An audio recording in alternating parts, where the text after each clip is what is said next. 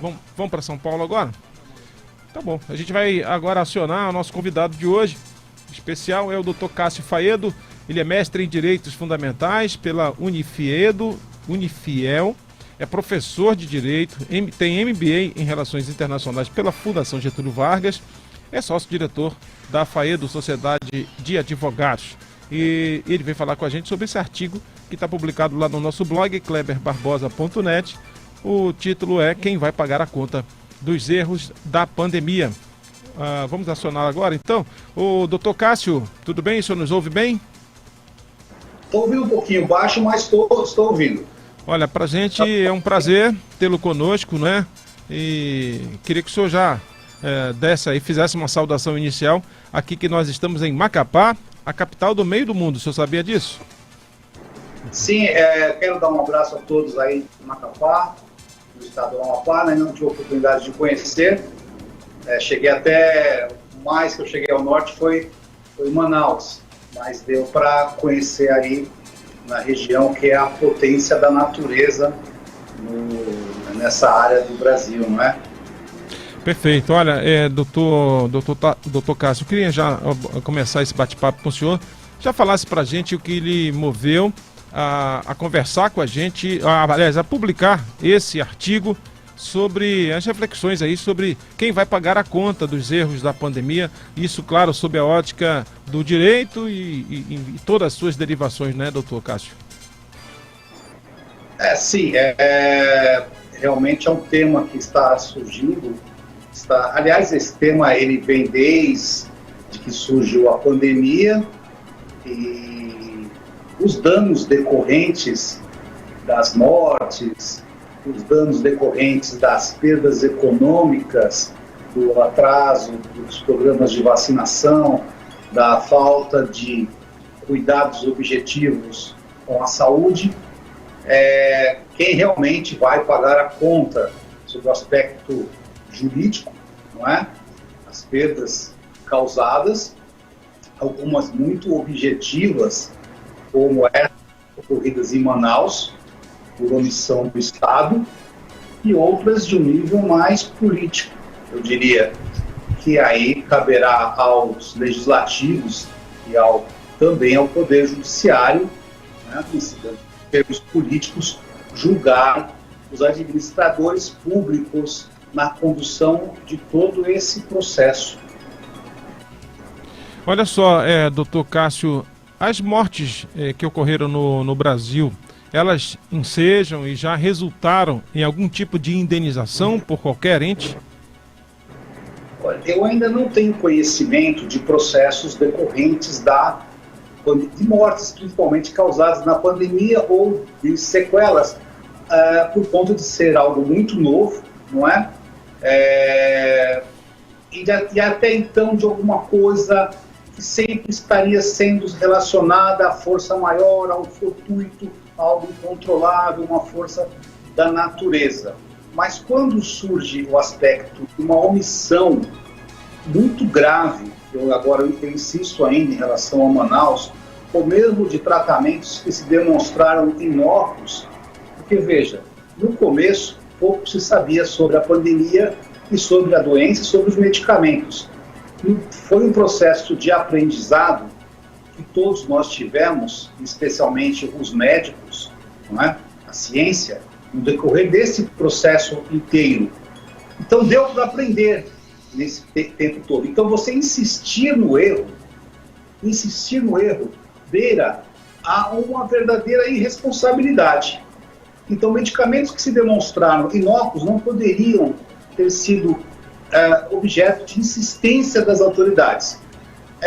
E ainda assim, houve tempo de estabelecimento de controles administrativos dos equipamentos necessários para a área hospitalar. E mais uma vez, voltando a Manaus, estou me referindo muito porque ali o erro foi grosseiro. Então, estamos falando de um item essencial no controle de uma pandemia, de um vírus de ação respiratória, não é? A falta de oxigênio.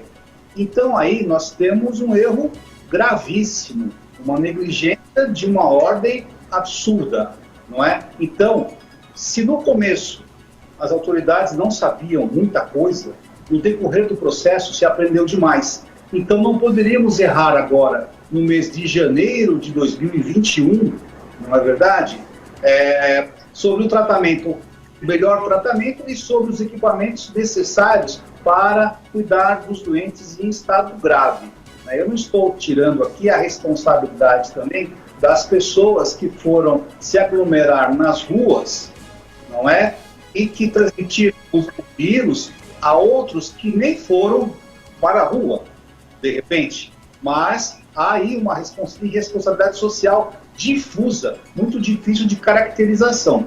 Então, caberia às autoridades não relaxar os controles, não é? E não foi o que nós vimos. Nós vimos até notícias de que em Manaus havia uma conversa de que teria se atingido a imunidade de rebanho. E isso, porque quando o nível baixou muito. E isso foi uma notícia jogada e que pode passar para a comunidade local de que está tudo resolvido. E não estava resolvido. As variantes do vírus parece que se demonstram muito mais até agressivas do que o original e de forma muito mais contagiosa do que no início, não é? Então a responsabilidade no decorrer do tempo se demonstrou grosseira.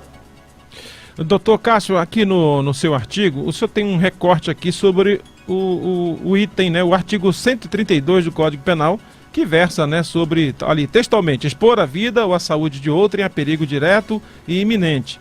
Isso no chamado crime comum. Mas aí há traços aí de crime de responsabilidade, pelo que o senhor está dizendo. Sim, de qualquer autoridade. Se eu tenho uma pandemia de tal gravidade e mesmo assim eu exponho as pessoas, facilito o contágio, eu estou flertando com um crime comum. É claro que não cabe aqui a mim, estamos falando de um país muito grande, julgar um administrador público. Mas se ele, sabedor de que a situação está num crescente de contaminação, que nós estamos vivendo uma pandemia que há muito tempo nós não tínhamos vivido, a não ser a gripe espanhola aqui no Ocidente, não é? É evidente que ele vai incorrer em alguns crimes propriamente do Código Penal, não é? Não estou nem falando dos crimes de responsabilidade ligados ao impeachment, ou responsabilidade política da administração, mas crimes comuns mesmo. Ok, aqui a gente teve, no auge da pandemia aqui, também um grande embate jurídico aqui, por conta de que pessoas, a partir daquelas regras, a partir dos decretos, em que inclusive foram chancelados pela mais alta corte judicial do país, o Supremo, de que prefeitos e governadores poderiam legislar e normatizar a circulação das pessoas, a alegação, inclusive aqui, de uma magistrada, uma desembargadora local, sobre a liberdade, né, o direito de ir e vir. E aí o entendimento é de que o direito à vida prevalece sobre qualquer outro. Sim, quando nós falamos em direitos e garantias fundamentais, e nós temos aí a ocorrência de conflitos de direitos fundamentais, a melhor interpretação de doutrina, aí falando um pouquinho mais de forma jurídica, é nós verificarmos aquele direito que tem a maior relevância, a maior densidade na aplicação do caso concreto. Então, o direito à vida de todos, ele acaba suplantando o direito a uma liberdade individual. Os interesses coletivos, no caso da saúde, eles se sobrepõem ao direito individual. Esse direito, digamos, de ir e vir, que fica um pouco limitado. Não foi só ele, não foi só esse direito, digamos, sagrado, fundamental, a cláusula pétrea, que foi... Tivemos uma perda do sinal lá com São Paulo, né? Lá com o escritório, né, do doutor Cássio Faedo, ele que é mestre em Direitos Fundamentais e também professor, né, de Direito, tem MBA em Relações Internacionais, é o nosso convidado especial aqui da abertura do Café de hoje. Está de volta aí? Vamos deixar ele fechar o raciocínio. Pois não, doutor Cássio? Estamos aqui, são coisas da da tecnologia na pandemia, né? Não seremos os primeiros nem os últimos, né? Pois é. Eu estava falando da relativização, desculpe, sobre alguns direitos fundamentais que ocorreram durante a pandemia. Por exemplo, não poder despejar, direito da propriedade, não é? Redução salarial em relação à redução de jornada. Então, alguns direitos foram modificados, foram relativizados, foram flexibilizados, direitos fundamentais. E o direito à liberdade, digamos, essa liberdade de ir e vir, foi relativizado em relação à segurança social da saúde. É claro que isso desperta paixões e as pessoas gostam de ser livres, é fato. Eu também gosto de ser livre e desde março que estamos vivendo aqui cada dia um arrozinho com feijão, não é? De bastante cautela, sem um exagero, mas também não expondo a risco nossa vida e das demais pessoas, não é? Sem dúvida. Para fechar, queria também um comentário do senhor, brevemente. Eu sei que o senhor não deve ter conhecimento do caso, apenas superficialmente, mas a gente teve, em que pese toda essa dificuldade da pandemia, os amapaenses passaram por um apagão, né, de 22 dias. Aqui, o Tribunal de Justiça editou uma verdadeira força-tarefa. Primeiro, para normatizar o entendimento da Corte, evitar decisões que fossem muito díspares, né? Mas tem também um volume muito grande de ações de pessoas que se sentiram lesadas durante o apagão. Eu tenho um conhecimento relativo do caso, de uma empresa privada que veio na sequência, parece que não muito bem da saúde financeira, e ela veio perdendo aí geradores, sendo que um deles um gerador que já estava em manutenção há anos, né? E isso levou o Estado na verdade, a um estado gravíssimo junto com a pandemia. E se prevê realmente que essas pessoas que tiveram prejuízos e comprovem esses prejuízos, e devem ter sido milhares de danos causados, procurem o judiciário. E isso vai levar um bom tempo, porque deve envolver não só essa empresa e a saúde financeira dela, uma empresa privada, né? E a responsabilidade do Estado em concorrência desta empresa. Então as pessoas vão ter que ter um pouco de paciência, né, mais uma vez, e o judiciário tentar harmonizar as suas decisões, talvez aí o Ministério Público Estadual agindo de forma coletiva para isso ser julgado de forma mais séria e as pessoas irem aderindo ao resultado dessa ação principal. Mas creio que muitas pessoas procurarão individualmente, sim, porque os danos devem ter sido até irreparáveis, não é?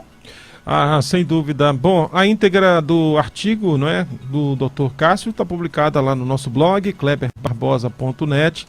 Eu queria que o senhor, para finalizar, deixasse seus canais de interação. O senhor, com alguma frequência, publica alguma coisa na sua página? Fala para a gente.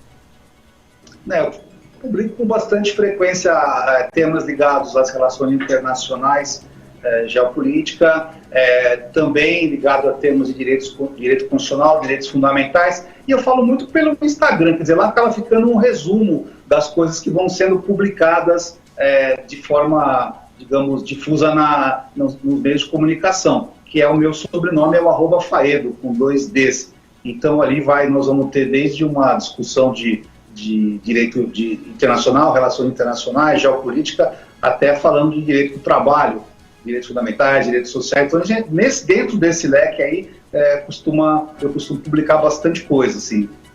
Excelente, doutor Cássio Faedo, muito obrigado por sua destacada participação com a gente. E a hora que der, dê um pulinho aqui com a gente, tá bom? Um abraço. Eu agradeço. Muito obrigado. Um abraço a todos.